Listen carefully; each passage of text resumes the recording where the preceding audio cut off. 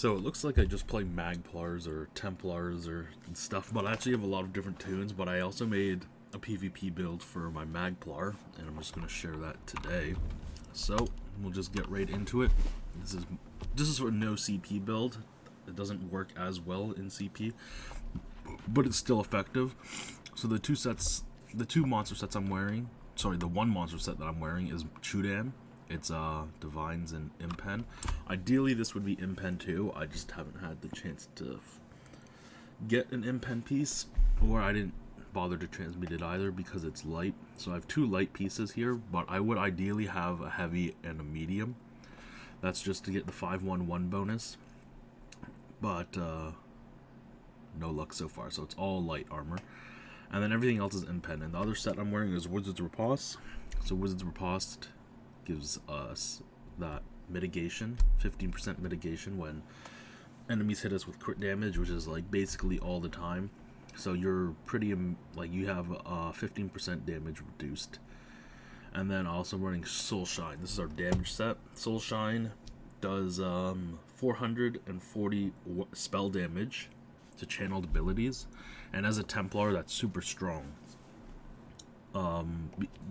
Particularly because of the setup that I'm using, and all of these two are healthy. Ideally, these would all be arcane, but I haven't had the chance to transmute them, and they're all spell damage. Everything else is, all the big pieces are tri-stat, multi-enchant, and then the small pieces are all max magicka. And then we have Inferno Staff because of that 8% extra single target damage from Inferno Staves, so we're using that. And we're running Charged Status to apply shock damage. So the Charge has 220% chance to put on minor vulnerability, so that helps us do an extra amount of damage, basically for free. So this is why I'm running Charged and shock damage. And back bar, we just have the Maelstrom Resto Staff. Maelstrom Resto doesn't work this patch as of like the Monday, because they screwed something up in the patch, which is hilarious. And the reason why I have it precise is because of that bonus. So when you critically heal, so you have to be able to crit heal with regen, with mutagen or rapid regen. Then you can proc the magic restore. So that's why the crit is 42 on this bar, but it's 35. So it just gives you a little more crit damage, well, crit chance, so you can actually get those heals going. So that's the gear setup, and then we'll go into the abilities real quick. So we have Toppling Charge. I'm doing Toppling Charge just to get to people quicker, because I am using Sweeps, because Sweeps is being buffed by Soul Shine. So it's a 1.1 second channel time, and then that gets buffed from Soul Shine because it is a channeled ability, so it does 440 more spell damage, which is super helpful. That's why we're running Charge, and also you can use it as a stun. Dark Flare, this is super strong as well because of Soul Shine. This is another channeled ability. And then also when you do hit the target with it, you apply Major Defile, which is super strong as well. So Major Defile reduces the healing received and health recovery by 30% for 6 seconds. That's a long time. So that's when you can really burst people down as well. Not lastly, but we have Flame Reach as well. Flame Reach also is a great knockback at a distance, so you can slow people down if you can't reach them with Toppling Charge. This one only goes 22 meters. This one goes 28.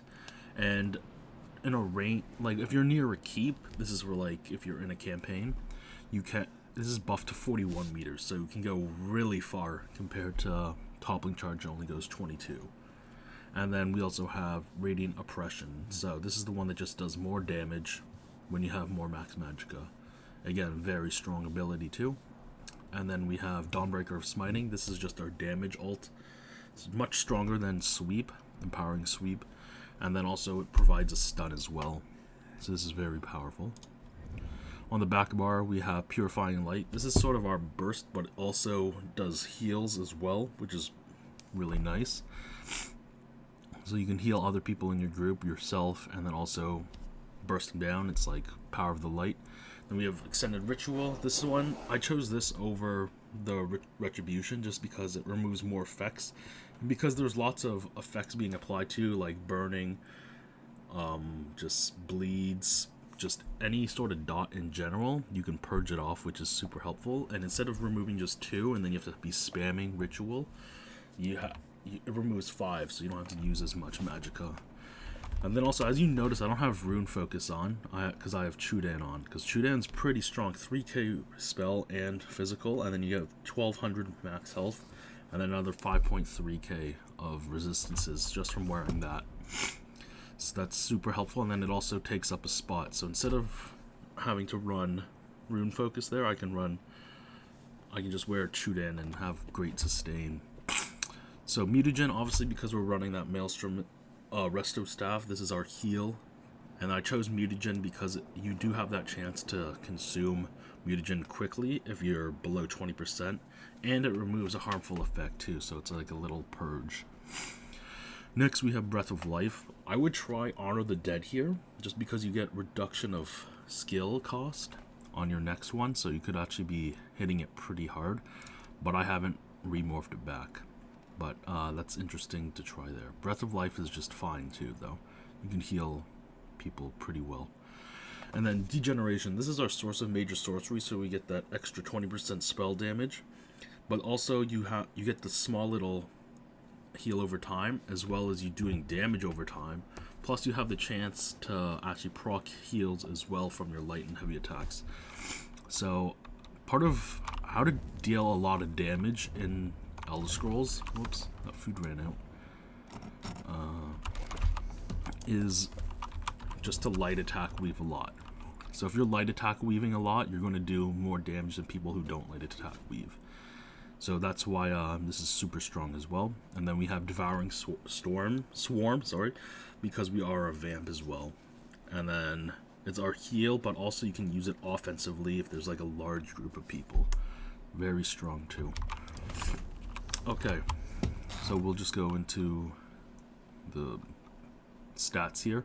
So I'm using Witch Mothers. I was just using Clockwork. Clockwork is obviously the ideal one you would use, but I don't use it all the time.